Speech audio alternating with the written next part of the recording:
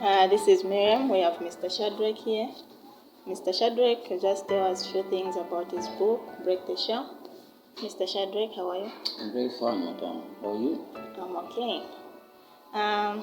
We just want to find out what inspired you to write the book, Break the Shell. Alright, thank you very much, Madam Mirriam. First, I appreciate the platform that you've given me to talk about my book, Break the Shell.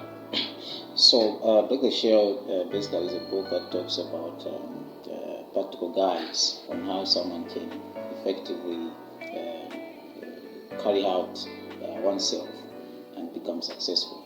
So it contains practical stories and practical tips that people that have achieved something worthwhile in life have applied in their lives.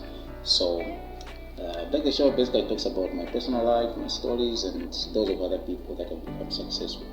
So the title itself, what inspired me to come up with the title Break the Show, is the fact that I saw how a lot of people, despite having the potential to succeed, despite having high IQ, intelligent people, but still lacking behind in their lives. They're not achieving as much as they expected to.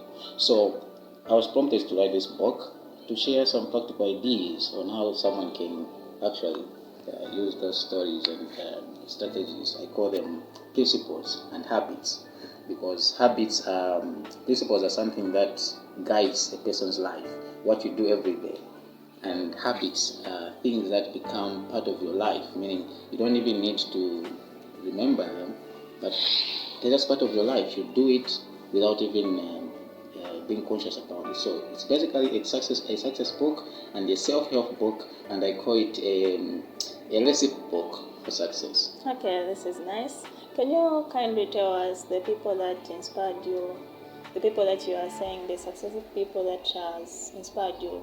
At least mention two or more.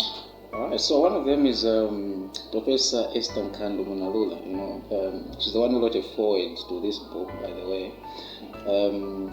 She was my lecturer, as well as the dean of students at the University of Zambia School of Health Sciences. Okay. So, upon writing the foreword to my book, she was appointed by His Excellency the President of the Republic of Zambia, the former Edgar Sagalungu, who appointed as the ambassador to Belgium. So we had that personal interaction with her, and she's one person that I've interacted with, and she's very highly effective in the way she handles things. And in terms of leadership, I think everyone at the University of Zambia knows that.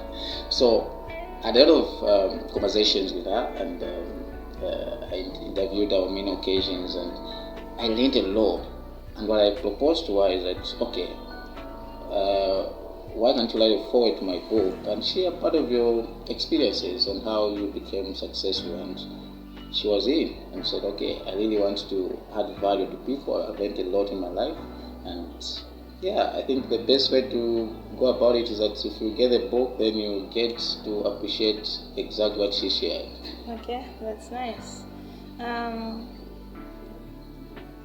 So we have seen that you are standing in for a position of the Startup Entrepreneur of the Year. What gave you that motivation, that inspiration for you to stand at that position? Because there are a lot of positions there, but you just chose one position. Right. So I believe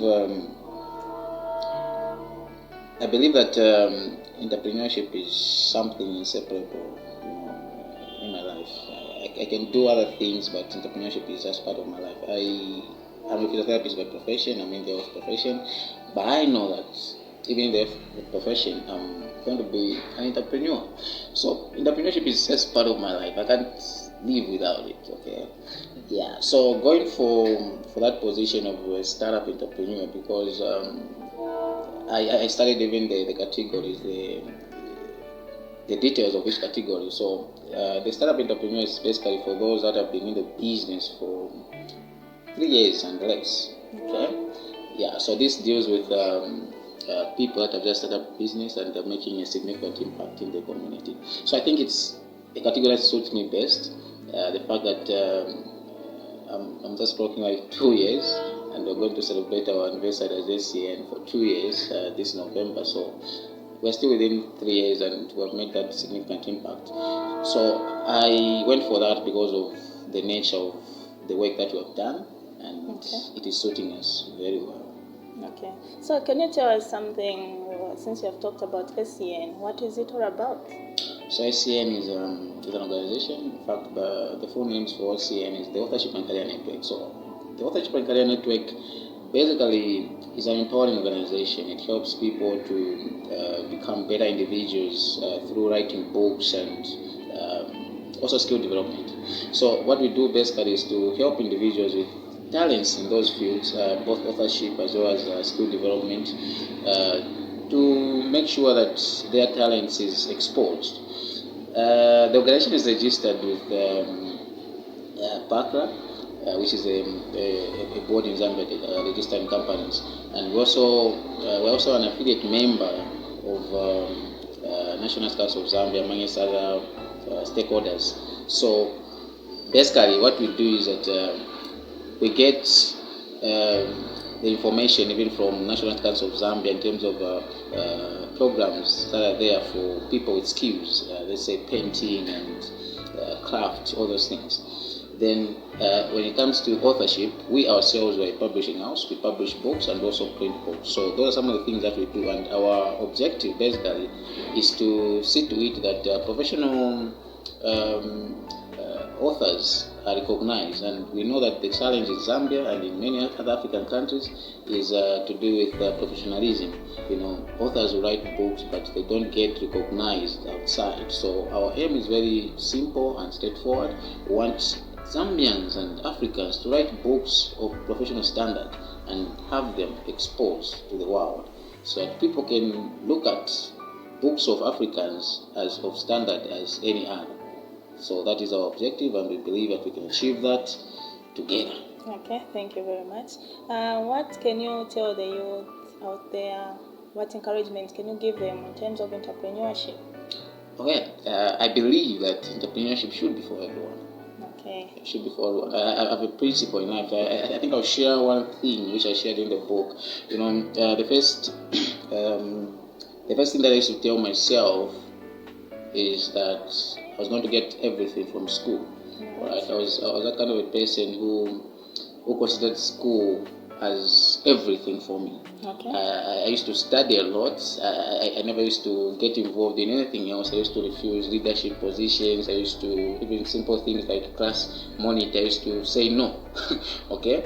But I didn't know that was going to affect my life, the way I was to adapt to the society. I used to refuse to get involved in business, do business. I thought that was sheer waste of time. I just needed to study and get good grades. I got good grades, yes, but the challenge came in when I completed 12. I realized that actually getting 6 points and everything else was not going to help me, was not going to give me anything that I want. So I changed my mindset and said, why can't I explore myself and get involved? And the first thing that I did, I started volunteering at different organizations and all that. Then I realized that actually I had that skill, I had that ability to be a leader and to do business. So from there I was exposed to say, okay, life is beyond good grades.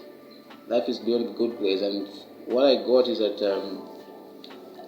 I realized that if you are diversifying your life, you are doing many things, multiple things, you are increasing your chances of success.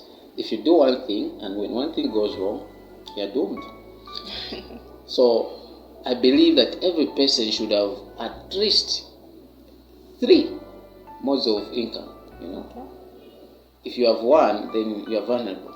So I love entrepreneurship, and this is why I've engaged myself in the things that I do, because I know that success is not only in a single direction. You have to get involved, but at the end of the day, you should have that one main thing that you are doing. Then you should have other things that are supporting the main thing that you are doing. So diversification is the biggest thing that I've learned in life, and that is why I'm living the life that I'm living right now. All right, that's nice. Thank you very much, Mr. Shadreck, for sharing